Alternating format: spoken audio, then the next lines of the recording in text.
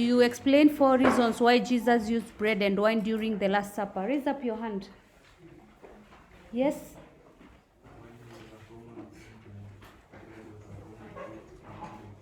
Yes, it was during that time. Yes? Yes, it was readily available. Why did Jesus use bread and wine during the Last Supper? Yes? Jesus used bread because it was a common meal for the Jews. Yes? Yes? Bread Signified. the body and the blood signified. Okay. Oh.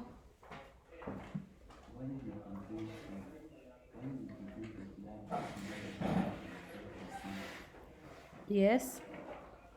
Another point. That's true. Yes.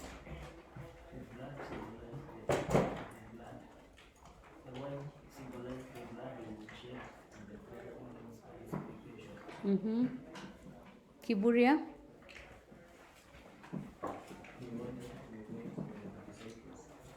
He wanted to?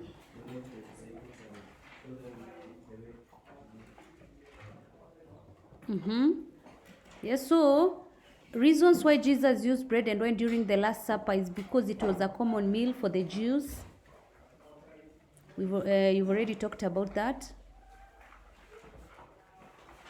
Also, Jesus used unleavened bread. Unleavened bread because it was used during the celebration of the Passover. Also, the wine was a common drink for the Jews.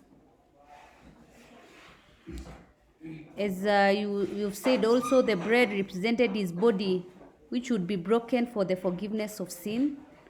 The wine represents the blood, which will be shed for the sealing of the new covenant.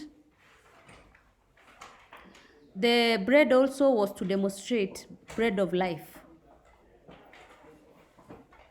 or the lamp of sacrifice. But bread of life, you will remember it more easily.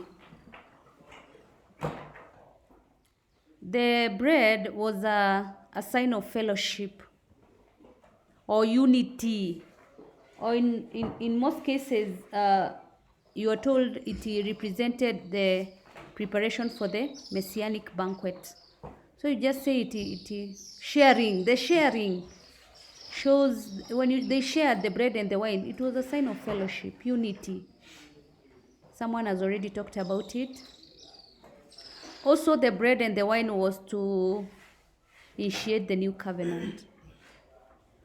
It is a ritual that they would practice often. Question 3C. Show the importance of celebrating the Holy Communion in the church today. Importance of celebrating Holy Communion. Yes? Yes? One receives forgiveness of sins.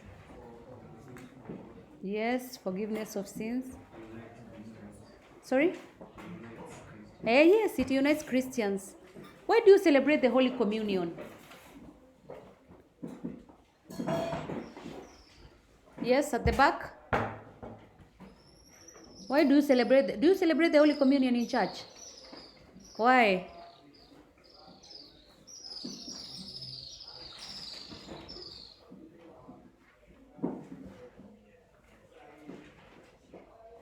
Yes. So what I'm saying is, when you go for discussions, how do you do it? Barak? Sorry? Two? Yes. So what I'm saying, when you go for a discussion, a group discussion, how do you normally do it? You've been given the questions, right? You read the first question. Each and every person there should be able to give a point, right?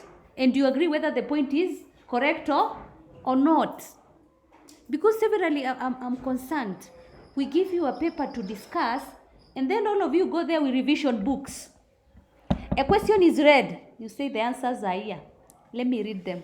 You know, that time you cannot remember. That is not how a group discussions should go on. You read the first question, you go round, the 6 of you or the 5 of you, you mention each a point. You answer an answer to that question. And then you agree whether those answers are correct or not. And then now afterwards is when you check for the what?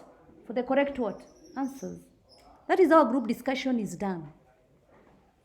So the importance of celebrating the Holy Communion is to remember the death and resurrection of Jesus. It is a first state of the Messianic banquet. You get a glimpse, yes? You get to be able to celebrate. Also, you're able to experience the Holy Spirit, or you say the presence of the Holy Trinity. You experience the Holy Spirit. Also, as Christians, we celebrate the Holy Communion to anticipate, in anticipation of the second coming of Christ. In anticipation of second coming of Christ. To renew their faith, so Christians are able to celebrate to renew their faith. It encourages the spirit of sharing. We just say it encourages sharing. Demonstrates love. Also, celebrating the Holy Communion is an opportunity to thank God for salvation. You thank God.